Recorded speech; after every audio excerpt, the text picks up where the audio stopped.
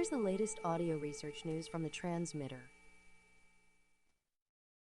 NIH scraps policy that classified basic research in people as clinical trials.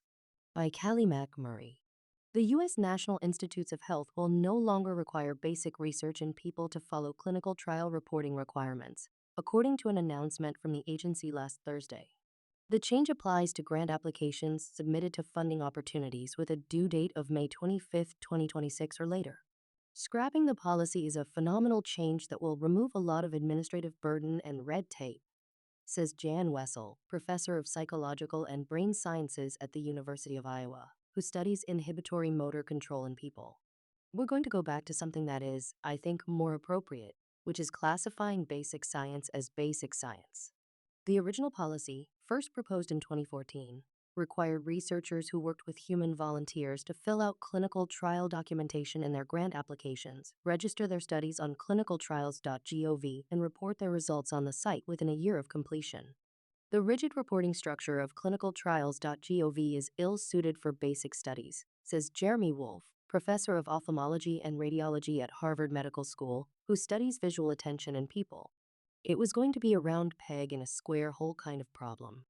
The additional documentation for grant applications definitely made my life harder, says Nanthia Suthana, professor of neurosurgery, biomedical engineering, and neurobiology at Duke University, who studies memory and emotion in people.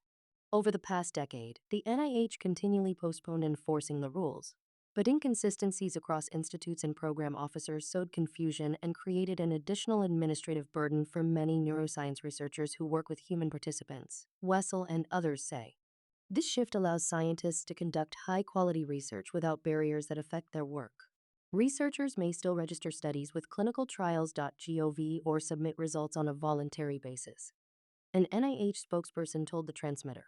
The NIH expanded the definition of a clinical trial more than a decade ago as part of a broader effort to improve rigor and encourage timely reporting of results.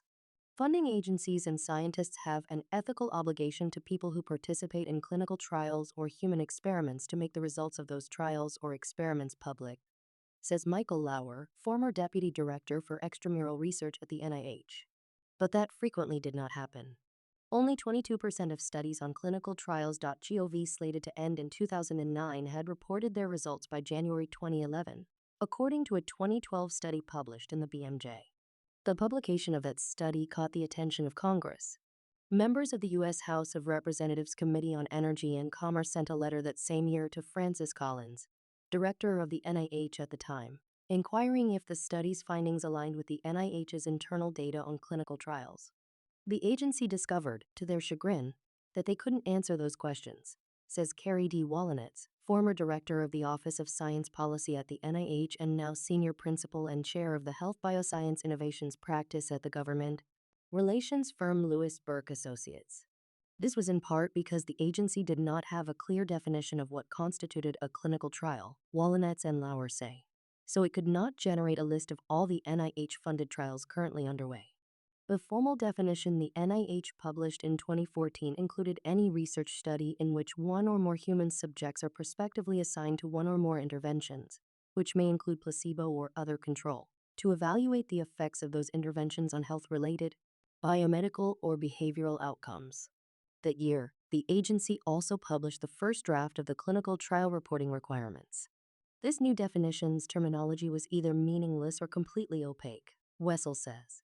For example, presenting a stimulus to a participant and recording their brain activity could be construed as measuring the outcome of an intervention. It applied to everything and nothing on a case-by-case basis.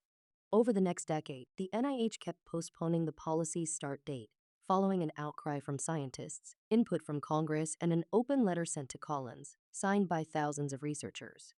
Even though the policy was never officially enforced, differences in compliance among program officers created an extra administrative burden for some cognitive neuroscience researchers.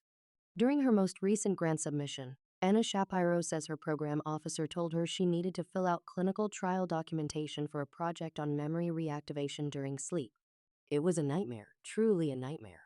I almost was unsure whether it was worth the money, says Shapiro, associate professor of psychology at the University of Pennsylvania. Some program officers said any experiment using people qualified as a clinical trial and others said that was true only for certain manipulations, says Allison Preston, professor of psychology at the University of Texas at Austin, who studies memory in people. This made it unclear if a particular research project could be submitted to a funding opportunity for basic research only or one that allowed clinical trials. So Preston decided to switch all of her grant applications to clinical trials wholesale, she says, to avoid having her applications pulled from review, which had happened to some of her colleagues. This inconsistency also made it harder to serve as a scientific reviewer for grants, Wessel says. In the same pool of applications, some researchers would include clinical trial documentation, and others would not, turning some of the 6-page research plans into 35-page documents. Even though these specific reporting requirements are over for basic research in people, the principle of making research plans and results public and accessible is a good one that we should all continue to work on, Wolf says. We just need to find a format that is not a bureaucratic nightmare. This audio was created using artificial intelligence. Stay up to date with the latest neuroscience news and perspectives at thetransmitter.org. Follow audio research news on Spotify, YouTube, or wherever you get your podcasts.